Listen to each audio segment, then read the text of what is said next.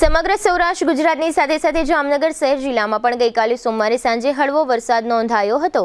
આ પ્રથમ હળવા વરસાદ દરમિયાન જામનગર શહેરના સંખ્યાબંધ વિસ્તારોમાં વીજ પુરવઠો ગુમ થયાની ફરિયાદો ઉઠી હતી।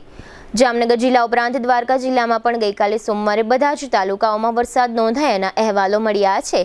આજે મંગળવારે સવારે 6 વાગ્યે પૂર્ણ થયેલા 24 કલાક દરમિયાન એટલે કે સોમવારની સવારના 6 વાગ્યાથી મંગળવારની સવારના 6 વાગ્યા સુધીમાં જામનગર જિલ્લામાં સૌથી વધુ વરસાદ જોડિયામાં 2 ઇંચ જેટલો નોંધાયો હતો। આ ઉપરાંત ધ્રોલમાં 0.5 ઇંચ અને કાલાવડ તથા જામજોધપુરમાં 1 ઇંચ કરતાં વધુ તેમજ લાલપુરમાં 1 ઇંચ અને જામનગરમાં 1 ઇંચ સુધીનો વરસાદ નોંધાયો હતો। આ ઉપરાંત દ્વારકા જિલ્લામાં સૌથી વધુ વરસાદ કલ્યાણપુર તાલુકામાં 0.3 ઇંચ જેટલો નોંધાયો હતો। દ્વારકામાં 2 ઇંચ અને ભાણવડમાં 0.2 ઇંચ જેટલો વરસાદ તેમજ ખંભાળિયામાં 1 ઇંચથી થોડો વધુ વરસાદ નોંધાયો હતો।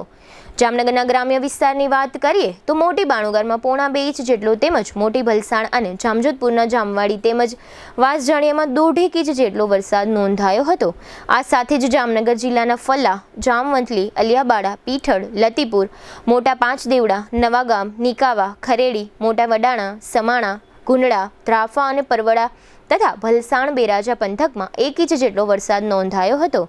આ વરસાદને કારણે વાતાવરણમાં થોડી ટાઢક અનુભવવા મળી રહી છે। આ સાથે જ સત્તાવાર ચોમાસાના આ પ્રથમ વરસાદમાં સમગ્ર જામનગર જિલ્લાના ગ્રામ્ય વિસ્તારોમાં વરસાદ વરસતા ખેડૂતોના હૈયે પણ ટાઢક થઈ છે।